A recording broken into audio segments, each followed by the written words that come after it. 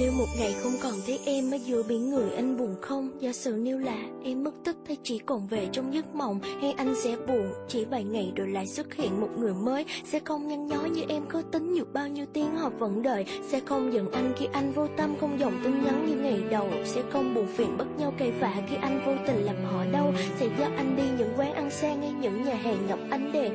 Sẽ hát anh nghe giọng ca say đắm, không chỉ biết rap để anh khen. Sẽ có thân hình nhỏ bé liu riu ôm chặt lấy anh khi trời lạnh. Sẽ có chiếc xe không làm em mỏi khi ngồi lên đó như xe anh. Sẽ có căn nhà hè lạnh đông ấm, không chật và nóng như phòng mình. Sẽ đưa anh đi vòng quanh thế giới và luôn hâm nóng cho cuộc tình. Sẽ không bắt anh phải chạy đi lo khi họ ngã bệnh như em đâu. Sẽ ở gần anh chỉ vài bước đi, xuất hiện khi không cần chờ lâu. Sẽ không bắt anh thay đổi gì cả vì không phải người em từng quen. Sẽ không để anh ôm những buồn phiền anh không say với hay mê. Sẽ đeo lên tay chiếc nhẫn anh mua dù không lấp lánh không hàng triệu. Sẽ mua cho em những gì em thích dù anh không có tiền nhiều. Và họ sẽ không mãi mãi không có những niềm hạnh phúc em giấu đây. Em sẽ cất nó vào nơi ngăn tim, nhất quyết không cho ai thấy đâu.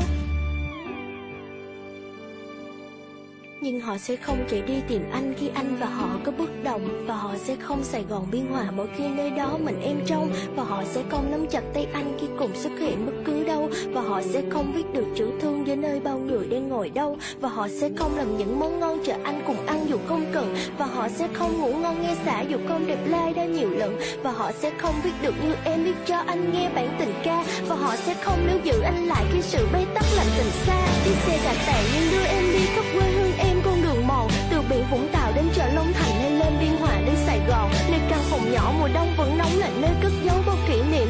Họ sẽ luôn đưa em đi xa nhưng không đưa em về bình yên. Và họ sẽ không cùng hát với em trên đường về khi đêm khuya. Và họ sẽ không ôm anh thật sâu để mọi buồn đau cùng sẻ chia. Trái tim nhỏ bé nhưng lại tất cả chân thành của em nằm trong nó. Và họ không biết làm em mỉm cười sau khi em khóc là không khó. Và họ sẽ không ngồi xuống cạnh anh dựa cho ngàn lời anh đem vứt.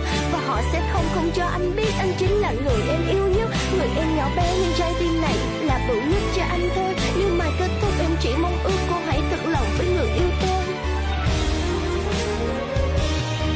Sẽ không bắt anh phải chạy đi lo khi họ ngã bệnh như em đâu. Sẽ ở gần anh chỉ vài bước đi, xuất hiện khi không cần chờ lâu. Sẽ không bắt anh thay đổi gì cả vì không phải người em từng quen. Sẽ không để anh ôm những buồn phiền anh không say với hơi mê. Sẽ đeo lên tay chiếc nhẫn anh mua dù không lấp lánh không hàng triệu. Sẽ mua cho em những gì em thích dù anh không có tiền nhiều. Và họ sẽ không mãi mãi không có những niềm hạnh phúc em giấu đây. Em sẽ cất nó vào nơi ngăn tim, nhất quyết không cho ai thấy.